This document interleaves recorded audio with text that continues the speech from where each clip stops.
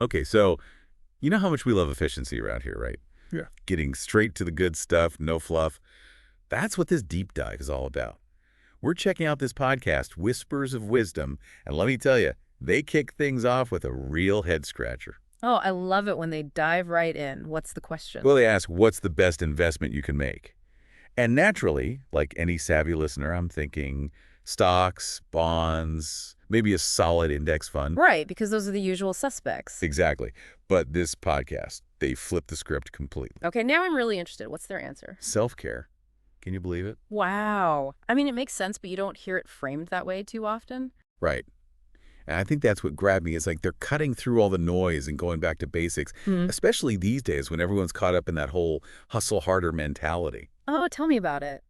It's like wearing burnout as a badge of honor or something. Yes. And the podcast, it totally calls that out. It's like, why are we glorifying this idea of pushing ourselves to the brink? It's unsustainable, that's for sure. And the podcast makes this really clever analogy. They compare it to, like, never getting your car's oil changed. Just keep driving it till it breaks down. Ouch. Not a pretty picture. Definitely not. But you see how it applies to us, right? Neglecting our well-being, thinking we can just power through. Something's got to give eventually. Totally. And that's a risk most of us probably wouldn't take with, say, our finances or careers. But for some reason, when it comes to our own well-being, We put it on the back burner, and I think this podcast does a great job of challenging that. they do. They make this point that self-care isn't some frivolous indulgence. It's essential maintenance. Hmm. Like, how can you expect to function at your best in any area of life if you're running on empty? Exactly. And it's not about being selfish either. It's about recognizing that taking care of yourself allows you to show up better for everything else. It's like that quote, I think it was Florence Scovel Shinn, who said, "Your body is your servant. Treat it well, and it will serve you." Ooh, I like that. It's all about that connection, right? Our well-being directly impacts our ability to thrive in every other aspect of life. And I think that's something our listener today can definitely relate to. You know, it's funny because even self-care has become kind of a buzzword, you know? Totally. It's almost like a marketing scheme. Exactly. Like suddenly there's all these expensive products and retreats. Right. And the podcast, they actually use this term, reactive self-care, to describe that. Okay, reactive self-care. I like that. So what's that all about? Well, it's like instead of making self-care a part of your daily life, you're basically trying to undo all the damage after the fact. Ah, I see. So it's like those crash diets. Exactly. Or like buying all the fancy workout gear, but never actually going to the gym. Okay, yeah, I'm definitely guilty of that. But so how we make that shift then Right. from reactive to proactive? Well, the podcast really stresses that it's not about these big, like, grand gestures. Okay, so not like booking a last-minute trip to Bali. Uh-huh, exactly. It's more about finding those little ways to weave self-care into your everyday life, those small, sustainable habits, you know? Okay, yeah, that feels a lot less intimidating. But honestly, I think a lot of us struggle with that, right? Yeah. Finding the time. Because it's easy to say, oh yeah, I need to prioritize myself. But then, Life happens. as Exactly. And that's why they emphasize that these don't have to be these big, elaborate things, you know? right, it's not about adding more to your to-do list. Precisely. It could be as simple as just making sure you're getting enough sleep. Okay, see, now you're talking. Mm. That's something everyone can get behind.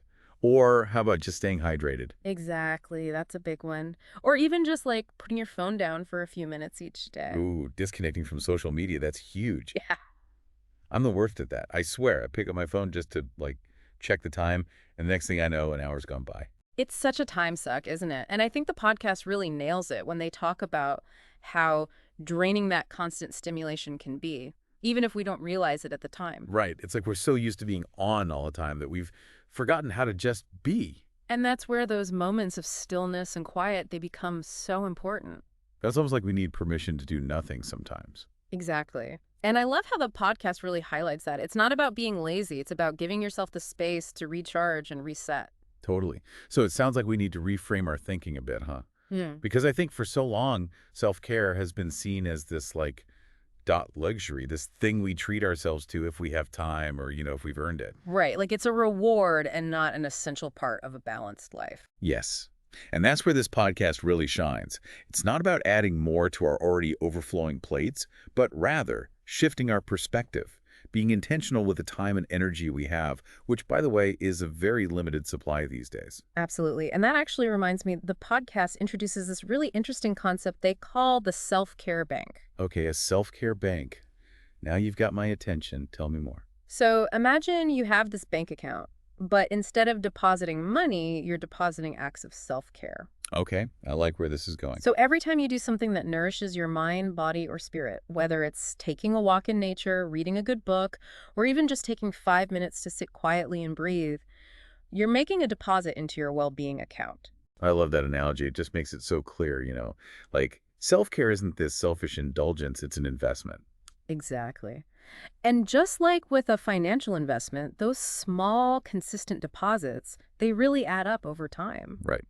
It's about playing the long game. Right. Yeah. Not looking for those quick fixes, but building sustainable habits that support our well-being for the long haul. Exactly. And I think that resonates so well with you, our listener. You're clearly someone who values knowledge, efficiency, and maximizing your potential. That's our listener, always striving for the best. And what this podcast argues is that self-care isn't separate from those things. If anything, it's actually the foundation. It's like the fuel that keeps the whole engine running, right? Yeah, exactly. So we've talked about why self-care is so important and how it doesn't have to be this big, overwhelming thing. But how do we actually make it stick? It's easy to talk the talk. Right. But how do we walk the walk, especially when life gets crazy? So how do we bridge that gap between knowing self-care is important and actually making it a part of our routine? Well, the podcast makes this point that really resonated with me. Okay, I'm listening. It's about treating self-care as non-negotiable. Non-negotiable, huh? Exactly. It's not a nice to have, it's a must do, like scheduling that important meeting or that doctor's appointment. You wouldn't just skip those, right? Right. Those are locked in. Exactly. Self-care should be the same. And I think this is where a lot of us get tripped up. We think, oh, I'll get to it when I have time. But the reality is there's never going to be a perfect time. Life's always going to be busy, right? Tell me about it. My to-do list is never ending. Exactly. So it's about making that conscious decision to prioritize yourself, to put it in the schedule just like you would any other important commitment. And what I love is that the podcast even suggests putting it in your calendar, literally blocking out the time. Oh, I love that. And you know what? That actually makes it feel less intimidating, Yeah. Because it's not this big amorphous thing looming over my head. It's like, okay, Tuesday at 10 a.m., I'm taking myself for a walk. Done. Exactly. And it's about finding what works for you. Maybe it's a yoga class, maybe it's 20 minutes with a good book. But the key is to make it a regular part of your routine. So it's about building that self-care muscle, right? Because it's not going to happen overnight. Precisely. And I love how this podcast really drives home that point, that self-care is an ongoing practice. It's not about achieving some kind of perfect state of zen and then you're good to go. Right. It's a journey, not a destination. Exactly. And it's about finding those things that nourish you, that fill your cup and make you feel more like yourself. And that looks different for everyone, right? Absolutely. It's about tuning into your own needs and really honoring those. As we're talking about this, it's making me think about that question for the beginning of the episode about what the best investment is. Because when we talk about self-care this way, it really does feel like an investment. It absolutely is. It's an investment in your health, your well-being, your happiness, and ultimately your ability to show up fully in all areas of your life. So to all our listeners out there, if you only take away one thing from this deep dive, let it be this. Make yourself a priority because investing in yourself is the smartest investment you'll ever make. And that's something we can all get behind. Couldn't have said it better myself. Until next time, everyone.